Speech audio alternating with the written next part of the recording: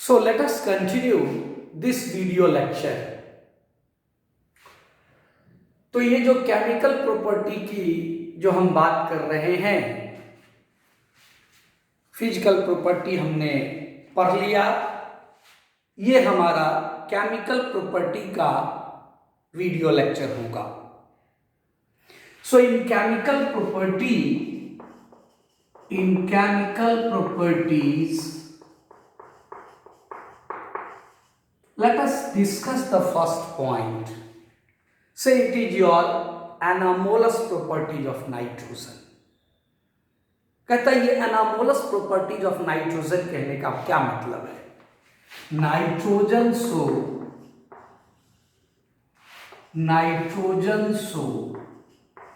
different type of property, different type of behavior from rest of the elements,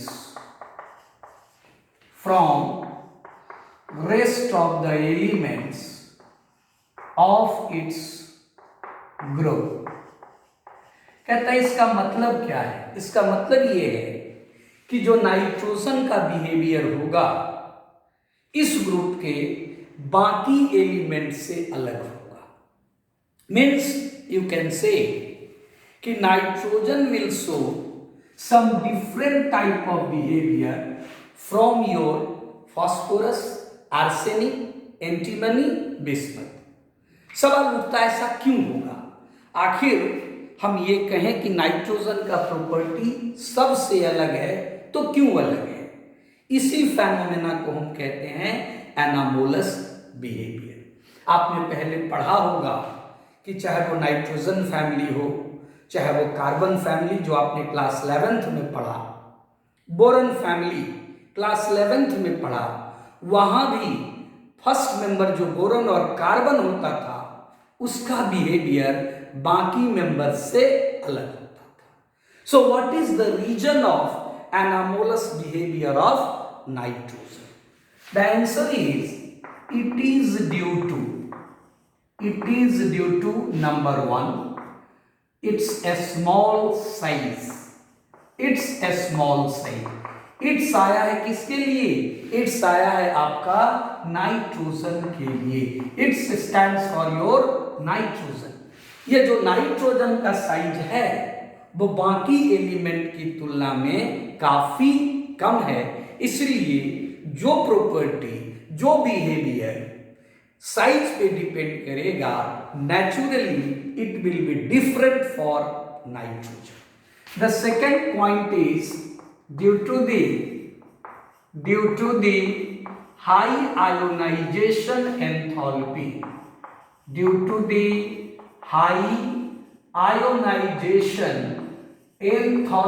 of nitrogen, ionisation enthalpy of nitrogen.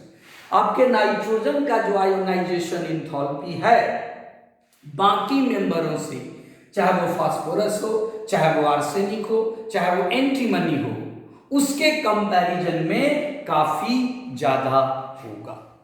The third point is you can say the third reason of anomalous behaviour, it is due to your high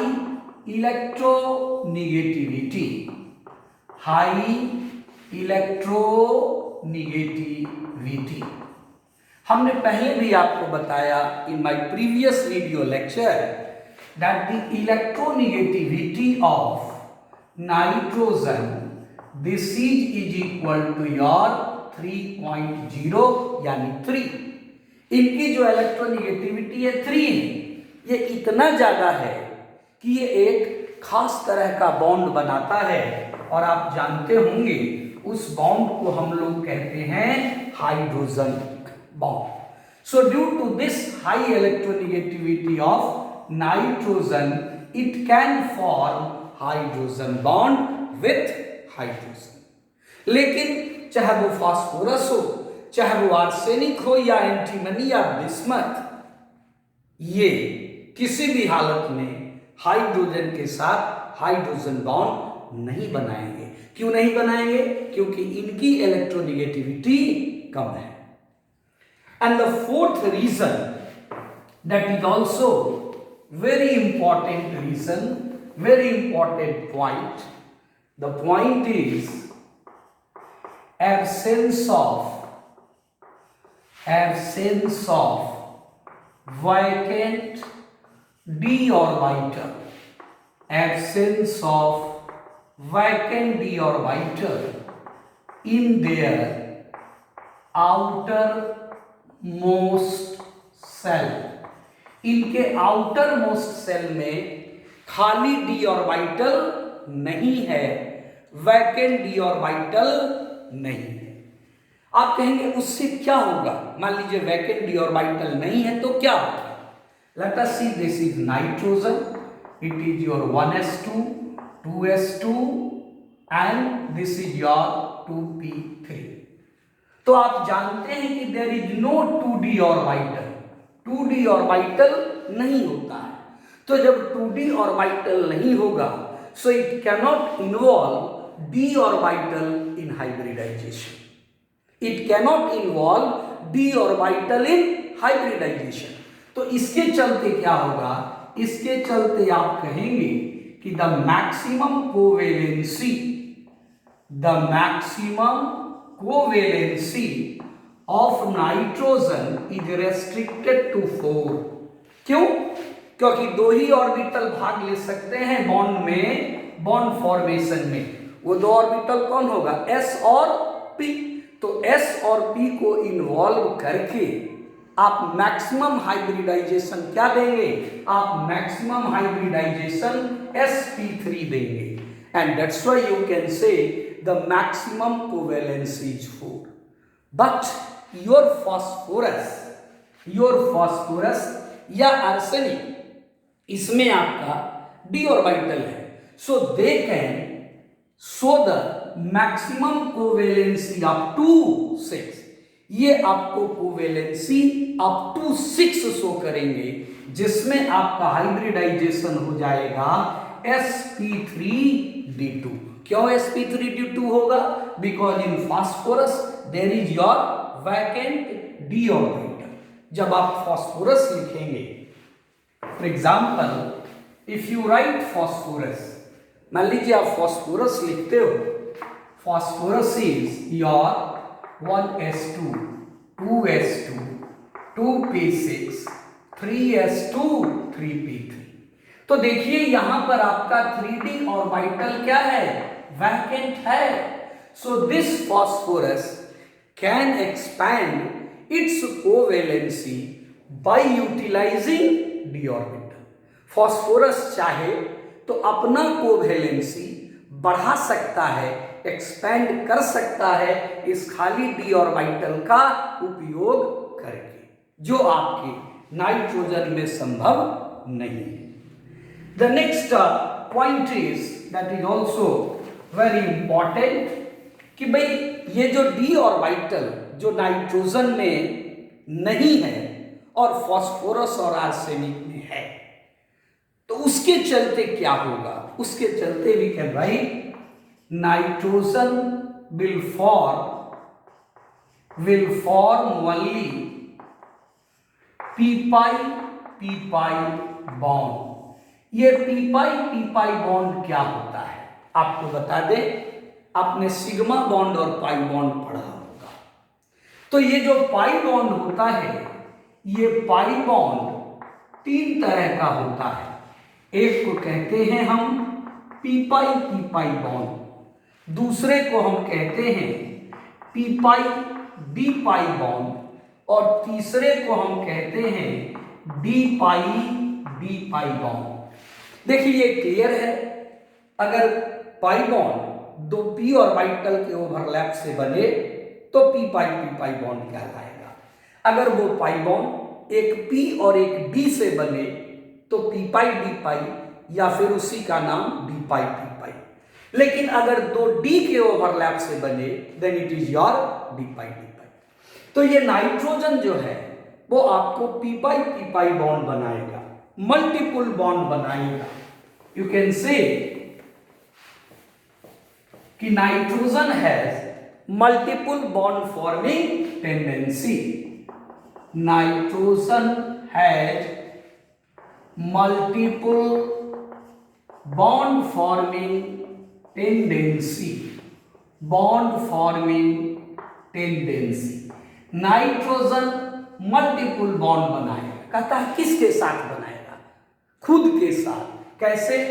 तो N2 में ये देखिए triple bond हो गया, ये triple bond हो गया, 1 sigma 2 पाई। आप जानते हैं कि ये कार्बन के साथ भी बना सकता है, किसमें? ऑर्गेनिक साइनाइड में। देखिए फिर ट्रिपल बॉन्ड हो गया।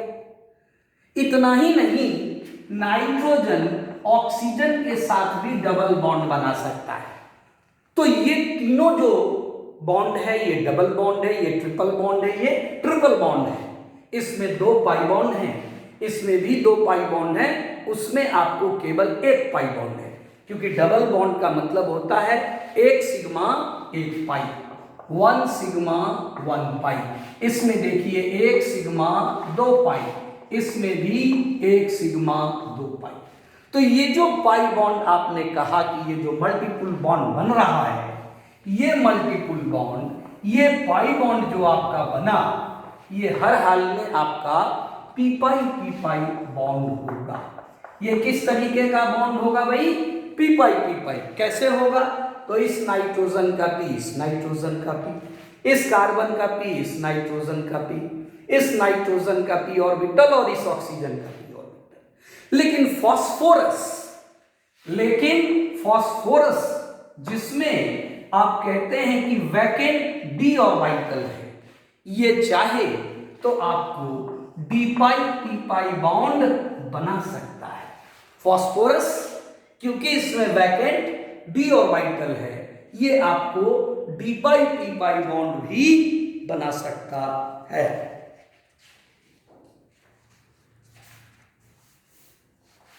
फॉर एग्जाम्पल हम एक कंपाउंड लिखते हैं R3P डबल बॉन्ड को।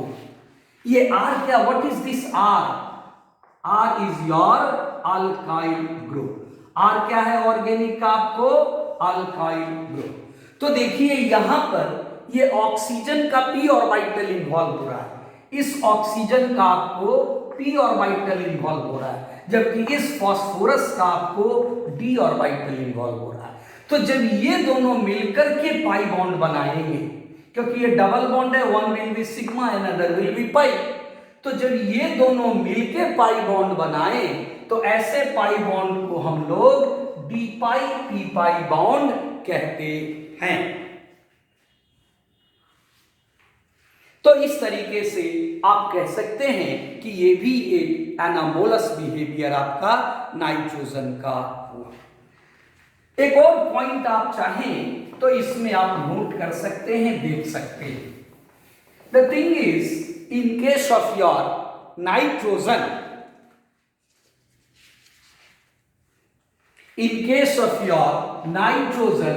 there is an triple bond, there is an triple bond। लेकिन फास्फोरस में इस तरह का ये एलिमेंटल नाइट्रोजन है, नाइट्रोजन इन एलिमेंट फॉर्म या मॉलिक्यूलर फॉर्म, बेटर टू से मॉलिक्यूलर फॉर्म। लेकिन वही जब आप फास्फोरस की बात करेंगे तो यहां पर आपको सिंगल बॉन्ड मिलेगा, there will be single bond.